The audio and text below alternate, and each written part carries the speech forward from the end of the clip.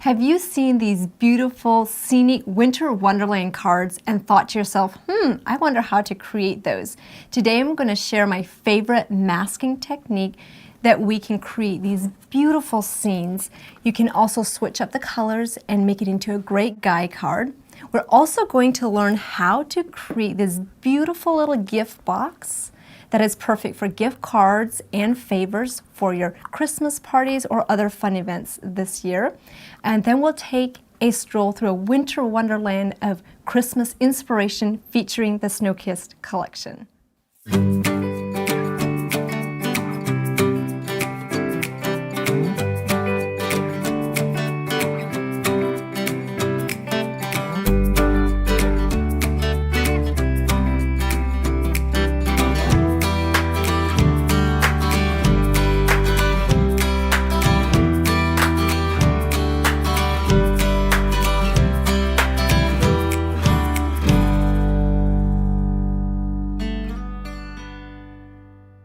To start stamping these images, I used the 2 largest spruce from the Snow-Kissed Spruce stamp set.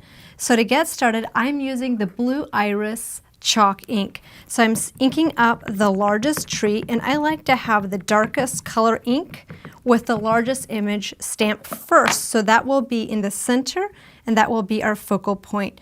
The card size that I'm using is a 5x7 card base. Just give that some firm, even pressure. Lift that up, and you have that beautiful tree. Now this size will only be used once, and you'll see that on the original card, I stamped 2 of the medium-sized tree 2 times with the Blue Iris color. So to stamp this, I'm going to lay this piece that I cut out with the coordinating die. This die comes from the Frolicking Frosty and Spruce die. I'll just lay this piece on top. You'll see that I have used this before. This creates your mask. Now I am laying it a little bit to the left. Oops, you want to make sure that you don't move it. I'm laying it a little bit to the left of the image to make sure that that tree gets stamped properly into position. It'll overlap just a little bit, but it will make that you don't have too much of an overlap. So we'll have this mask on this side. We'll move it a little bit to the left, and we'll stamp another tree on this side. So this gives you your focal trees. So you'll see your first scene beautifully stamped. Now we're going to add some background trees using a complementary color. I'm going to, since I'm using the same stamp, this is the medium-sized tree, I'm just going to stamp that off a couple times, and we're ready to switch ink colors, which is our smoke blue.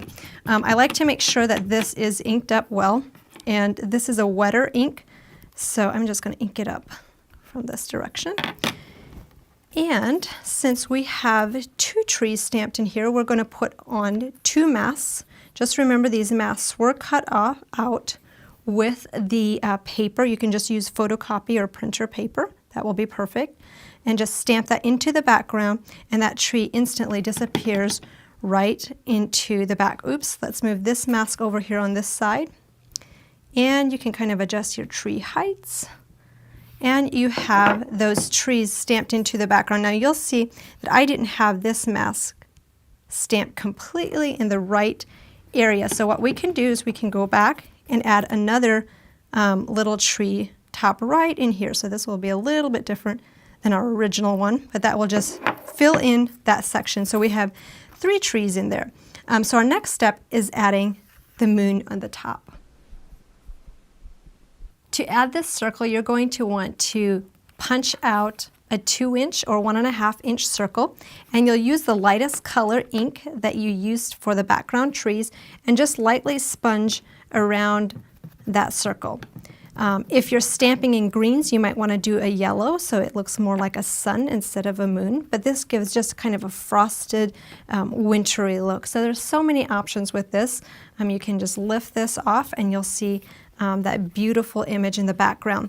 Your next step to make that pop is just using your dry as clear glue and just kind of quickly go around that section with where the line of the moon is, and then bring in your glitter. Sprinkle that over the top, and you've got a glittery scene. And you can also alternate colors and do this on a smaller card base too if you like. To create these little gift boxes, you will start out by stamping 2 of the tag that is within this stamp set, and then you're going to cut out the gift box from this die. So to get started, I'm going to show you how this tag looks when you stamp it. I'm using the Blue Iris chalk ink. This tag is very decorative. It's also beautiful used on its own just as a gift tag that you can attach to presents and just put somebody's name with it. So we'll just give that some firm, even pressure. Stamp that. And once that is stamped, you can go ahead and just lay your die right on top and cut those out like you see that I did for these. Now you'll want to have 2 pieces for every box that you create. This is the base of the box die, so I already cut this out and it gives you all the creases that you need. Now before you assemble the box, I like to stamp some snowflakes on the end, which is the area that is going to be exposed. So we're going to use some snowflakes with the Blue Iris ink and just stamp that off the side, just a little bit on each side. This would be a great image to actually create your own wrapping paper as well. Once you've done that, you're going to fold up both of these flaps, bring them in. There is a score line attached that you can just instantly bring this up. You'll fold up each side and you'll glue this together so that you have a box like this. So this one has already been scored, and all you have to do to finish it is add the glue to the edge of this flap in here, and you'll do that on both sides. And once you've done that, you'll just bring this in, just put that together. And if you wanted to, you could put these little clips on the edge, and that would hold it together until that is dry. Once that's dry, you're going to take your tags, and I'm just going to do this right away so you can see how that works. You're going to take your tags and you're going to glue them to this part of the box base. So I'll bring this in, you'll put a tag on this side, and we'll take this clip off and we'll put a tag on the back. Now you could use the tags within the paper collection, just cut those out and decorate those. So once that is dry, you'll take a ribbon and put everything together here on the top, just like you see on this box, and then you can put little chocolates, gift cards, or little party favors on the inside.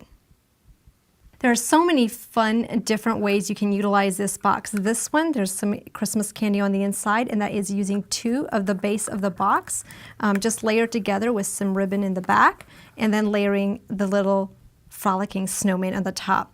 Again, that box base comes out of the gift box and mini snowflakes die.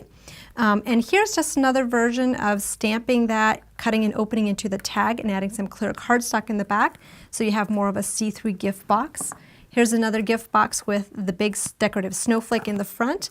If you're thinking, where do I get this amazing snowflake, which could also be used as a decorative background for a flower, that comes from the Snow-Kissed Flakes and Tag die. This tag has your large snowflake die. There's 2 pieces to that, and this is the tag that cuts out the stamped image. This is the snowflakes, and that coordinates with the Snow-Kissed Flakes and Tag stamp set. So let's look at a couple samples with that decorative die. Here's just the outer piece. This is a shaker card with a little Frosty the Snowman on the inside. Here's a beautiful way that is just showcased in the background with glitter. Here's another way that was used. This card opens up. That's absolutely beautiful. This is using the paper within the Snow-Kissed collection. These pieces all both pop out. Isn't that beautiful? So that creates a more intricate and detailed card base. You could also use that snowflake as an ornament. And now as you're looking at these and you're thinking, oh my gosh, I want to make these, the design team members work together to create these projects. So you will see these featured on the blog. So we have the Frolicking Frosty and Spruce die. That one coordinates with 2 stamp sets. That coordinates with the Frolicking Frosty stamp that has both of your snowman images that you're seeing on the cards. So you'll see those on the back. And then you have the Snow-Kissed Spruce. This one has a couple snowflakes as well as this little sleigh with a horse and 3 sizes of spruce trees. So I'm very excited to show you some more samples with these little snowmen. Here are the trees all cut out with the little Frosty the Snowman ice skating. Isn't that adorable? I love this concept. This is vellum in the background, which gives it a very delicate look. Then we've got this card, amazing. This is using some pieces from the paper pad. You've got the little snowman on the side. Beautiful way to use that. Here's another card using the Snow Kiss paper pad. This is using the Botanic window die. And this came out with the Botanic Orchid collection. That's a beautiful window that you can use with your Christmas cards. Here's another card I absolutely love with the layers of the trees, and this is a shaker card, so it looks like Frosty is in a winter wonderland. Here's another one. So lots of different color combinations. You can use these so many different ways. And over here we have just a 5x7 card with the multiple trees in the background, the Merry Christmas on the top. And then I love the way this snowflake die was used as a cutout from the main panel in the front. And then you open that up and you have the main decorative snowflake in the background along with the little Frosty. So you have so many different options. There's 2 more cards, but I just want to show really quickly. These will be featured on the blog. So absolutely amazing detail. And you can see the trees more traditionally colored with this opening, and that just opens to the scene in the center. You'll have so much fun creating these winter wonderland scenes using this masking technique. Just be patient with yourself and experiment with different color combinations. If you don't own the Snow Kiss collection, be sure to order yours today so you can get started creating these beautiful Christmas cards you just saw. Make sure to subscribe to our YouTube channel so you don't miss out on future videos. Thank you so much for joining me today, and I'll see you next time.